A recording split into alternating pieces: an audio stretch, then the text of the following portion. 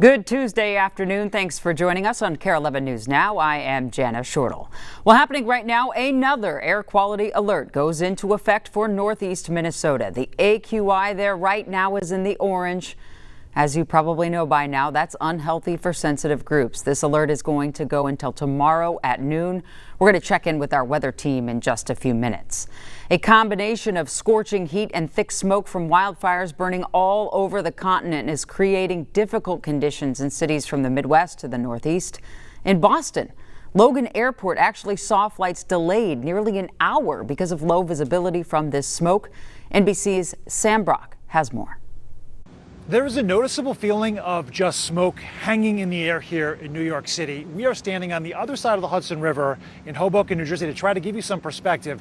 Over my shoulder here, you have the Empire State Building, obviously all the new buildings near the Hudson Yards area of the west side of Manhattan. You can see the skyline, but also visibility is a bit challenged this morning. Mayor Adams just coming out only hours ago and warning New Yorkers that have any sort of breathing or respiratory issues to really try to limit their time outside today. The reality is the AQI, the air quality index in New York, is around 110 here in many other parts of the state. That has prompted an advisory. If you move just even farther east, Boston, for example, has an AQI of 115. Yesterday, Logan International Airport had to slow down flights by about an hour of delays just to be able to accommodate for low visibility. So what's behind all of this? It's 200 wildfires burning, all of them out of control, simultaneously in Manitoba and Saskatchewan, Canada. That smoke that's being manufactured is drifting all the way through the upper Midwest into parts of the Northeast as well. The expectation that smoke will likely linger for another day, but hopefully then disperse. It's also worth noting some of the worst air quality anywhere in the country right now is in the Central Coast and parts of California. That's because you have a huge fire that is exploding in Santa Barbara and San Luis Obispo counties there. That has prompted mandatory evacuations that just continue to expand even now. Hundreds of structures that are being threatened. And it's worth noting that California already has almost 230,000 acres of land that have been burned this wildfire season. That is roughly 100,000 more than what you would typically see at this time of year. So some scary thoughts in terms of the terrain and what's happening out west, as far as we are also seeing just the heavy wildfire activity to our north affecting quality of life issues right now in places like New York and Burlington, Vermont, and Boston. Sam Brock, NBC News. Thanks, Sam. Well, also happening right now, Hennepin County Board is discussing taking over HCMC, the hospital system, amidst their budget crisis. HCMC is the county's net hospital, meaning they would treat anybody who walks in regardless of the person's health insurance status. The county says that's not going to change. But the hospital is facing $36 million in deficit that could grow to $50 million by the year's end. This is the 7th straight year operating at such a loss. County Commissioner Jeffrey Lund argues that financial control should just be taken away from the county's healthcare board. But the board pushed back, saying the deficit isn't due to mismanagement. They blame underfunding by the county. We are the oversight. We are the community. And removing this board effectively removes the voices that represent the majority of patients served by HCMC.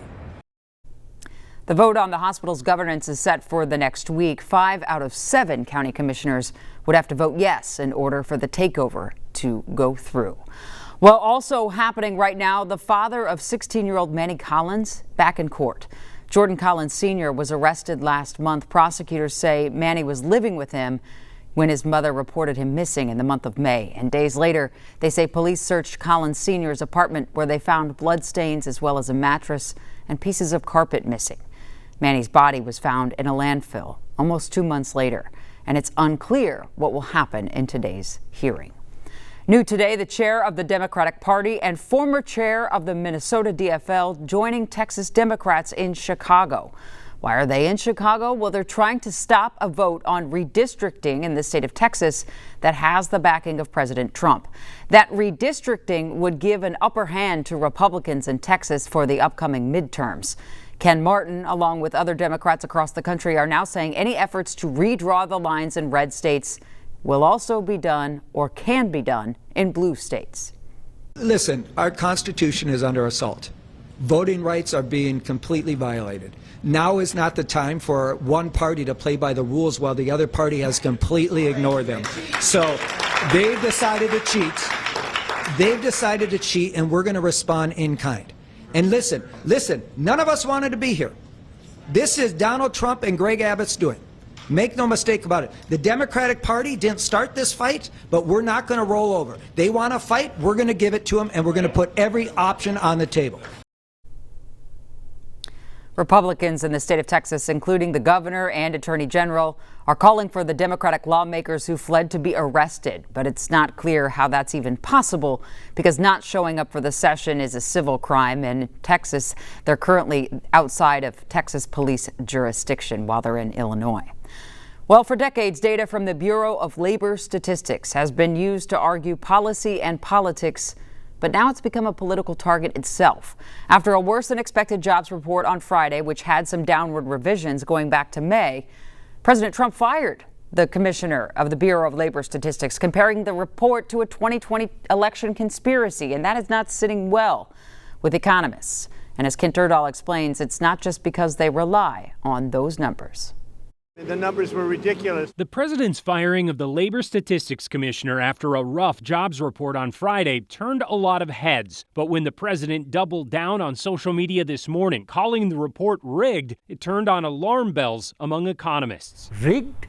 In the middle of all this, rigged? This is about the most outrageous accusation that anybody can make about the way the statistics are developed by these professionals. These are not statistics produced by a single person sitting at her desk. U of M economics professor Vivi Chari says the Bureau of Labor Statistics has become trusted worldwide because it doesn't just rely on one person, and he's among many worried about the message the firing sends. This one freaks me out as an economist. This seems political. This seems like the administration didn't like those numbers and fired this person for political reasons. St. Thomas economics professor Tyler Schipper says answers from the administration so far haven't helped. Do you have any hard evidence that these numbers were wrong? Yeah, there is very hard evidence that we're looking at the biggest revision since 1968. Are you going to present if that you look evidence? at the number itself, it is the evidence. Has the reliability of the numbers themselves been harder to gauge in recent years? Yes.